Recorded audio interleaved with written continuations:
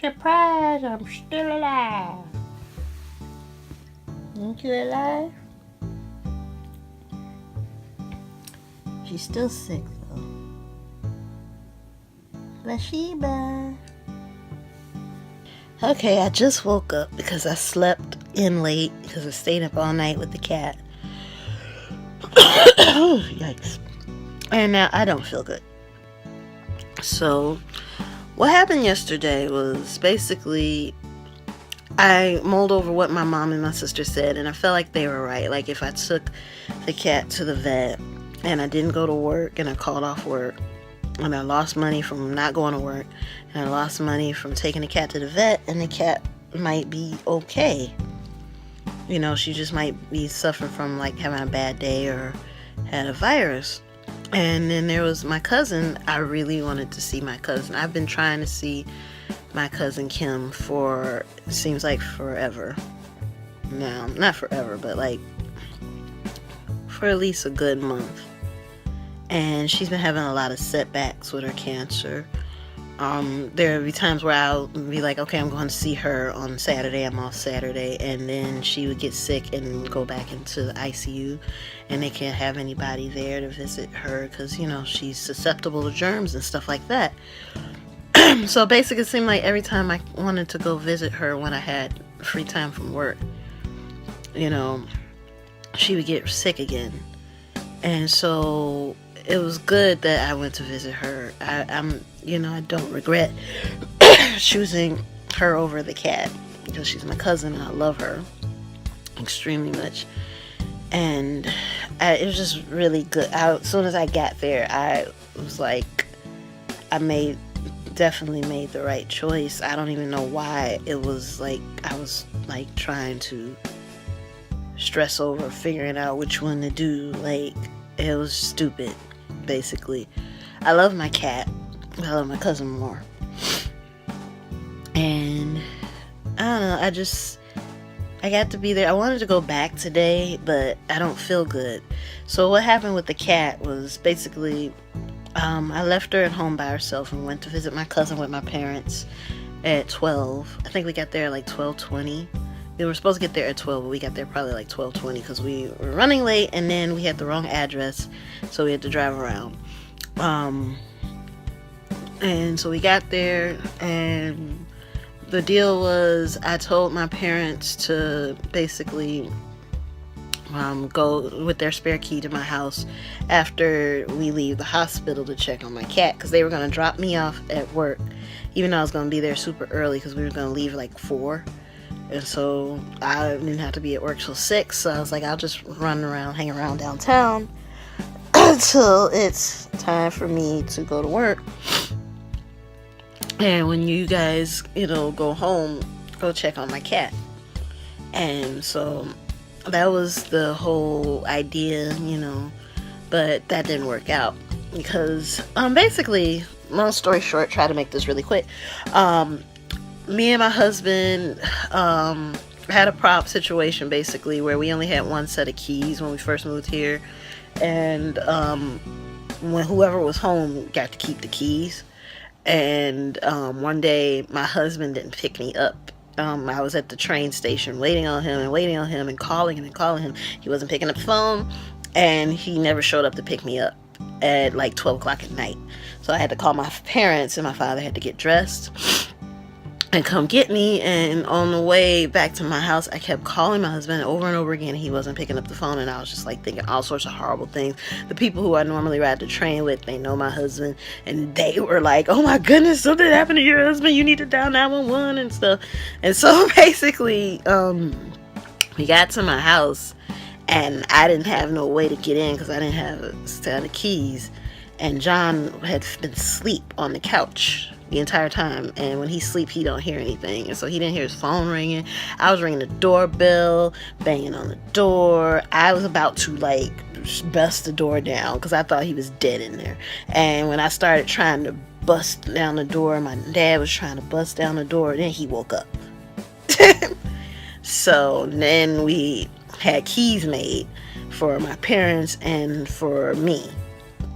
And so what happened was I gave my parents a spare key, and I told my mom, put it on your keys, your house keys. She had a whole like chain of keys. I was like, put it on your house keys immediately.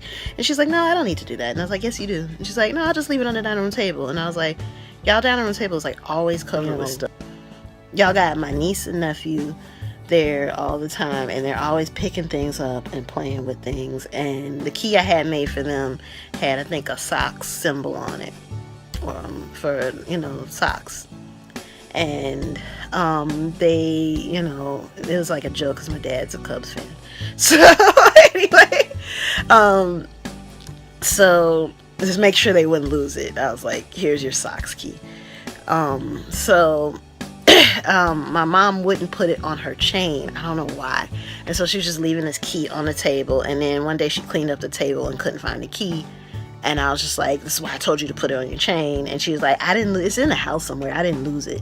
And then she said she found it and she put it on the counter in the kitchen. And I was like, can you just put it on your chain? Every time I kept finding it in their house, every time I was over their house, I was like, put it on your chain. You're going to lose it.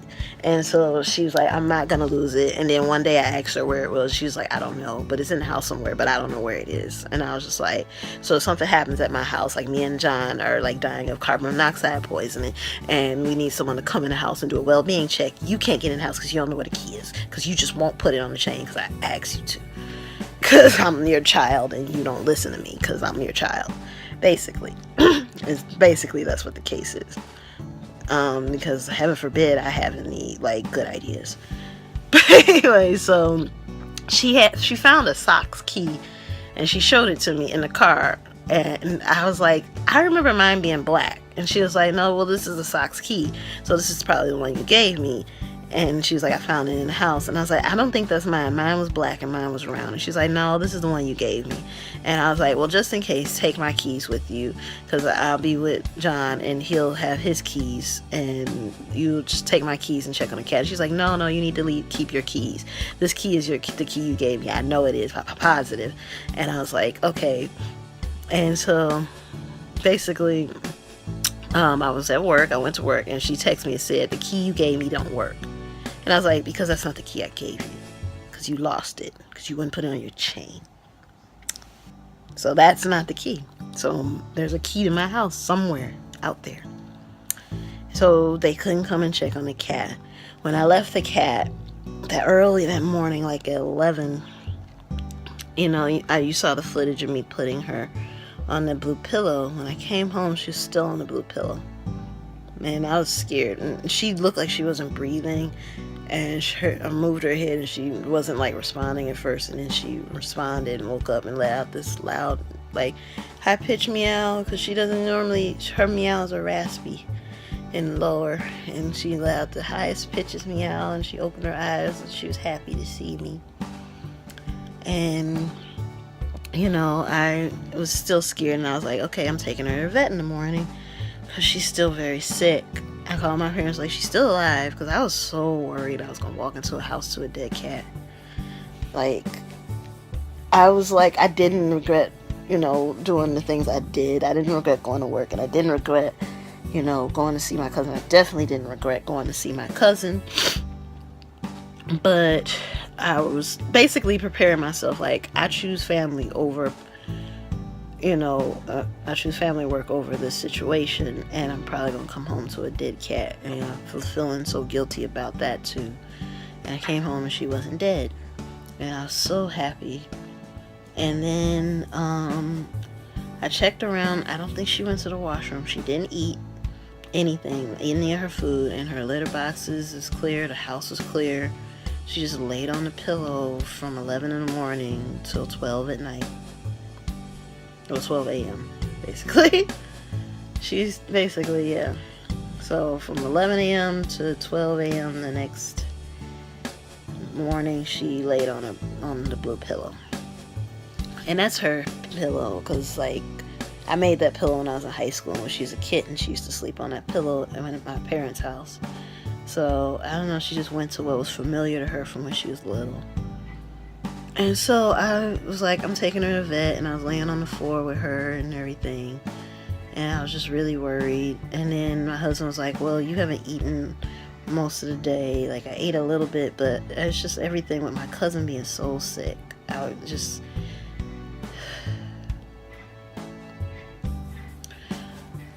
With my cousin being so sick, I just couldn't eat. It's just...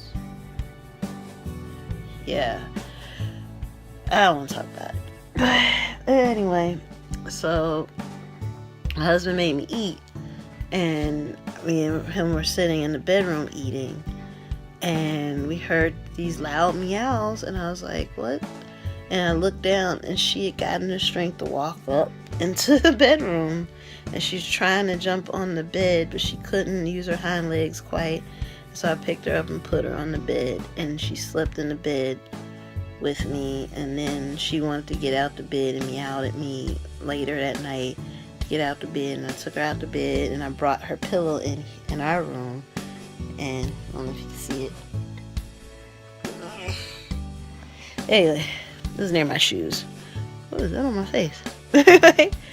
I brought her pillow in our room, and I laid her on the pillow, and I went to sleep again. And I woke up and she wasn't on the pillow, and she went to sleep on the floor in my studio. And I was really scared. I kept waking up every 30 minutes and checking on her. So I didn't get a lot of sleep. And basically, long story short, early this morning, she woke up, jumped in the bed with me and John, and started screaming at us and pawing at our face. So I think she's feeling better. And I think what was going on with her is that she had the stomach virus, because then she wanted food, and we gave her food, and she ate half of the food, and she just ate a couple of cat treats just now, and she's been sleeping a lot. I don't know if you can see her. Like,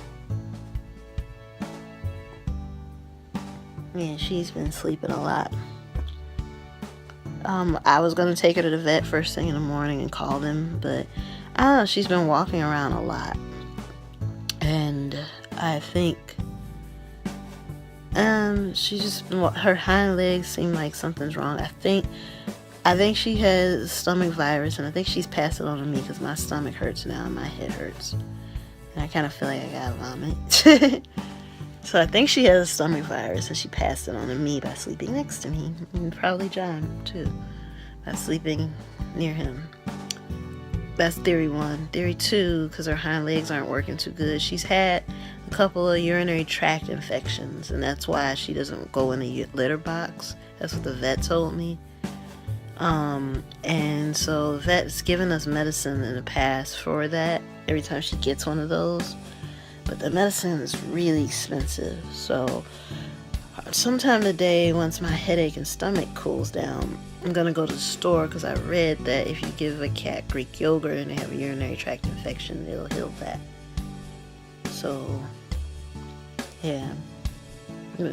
But sometimes, for some reason, when she gets a urinary tract infection, her hind legs stop working. So, yeah. So it seems like she's gonna be okay for now. But on an update of the puppy share, me and my sister decided to basically, we were gonna make a decision on Sunday whether we were gonna share a puppy or not. And after the situation happened with Vashiba, oh, my closet's dirty. After the situation happened with Vashiba, I don't think a puppy is the best right now for her. Like, I was going to keep the puppy in the front part of the house and keep her in the back part of the house. That was the plan. But I just feel like the insertion of a puppy into her house is probably going to be too stressful for her.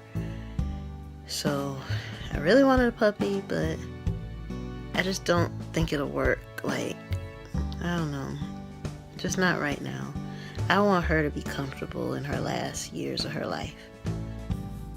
And yeah, basically that's it. And my sister, she lives in an apartment. I don't even think the puppy share was ever going to be even. Because, I don't know, it was like the puppy was supposed to be in my house for 3 days and her house for 3 days. And I just don't know how that works. She has a cat too. So she lives in like a 3-bedroom apartment with a cat and 2 kids. And she wanted to add a puppy to that situation. So like, as basically had thought up in my head that basically the puppy would probably majority of the time stay at my house. And I was okay with that, but then I realized that that's not okay for her. So I'm gonna be done talking right now because my vlogs are always too long. Please continue to pray for my cousin. She's in a lot of pain, and I'm very worried, and I know you shouldn't pray and worry. I don't know, I just need to resolve that praying and worrying thing. But I wanted to go back today, but because my stomach hurts and my head hurts, I don't want to give her anything because she's very susceptible to stuff. But I really wanted to go back. She didn't want me to leave when I left, and that broke my heart. I wanted to call off work and be like, I'm not coming to work because I'm going to stay here with my cousin. I kind of felt like that. Like, I felt like staying until my sister got there at 6. Like, I just really wish I hadn't had to work yesterday. I got to see one of my favorite managers, but I really didn't want to work yesterday because I just wanted to handle my family. You know, I wanted to be there for my family and handle business because I feel like I haven't been there enough. You know, but I'm gonna let this video go. Pray for my cousin, pray for my cat, pray for my family, and peace out.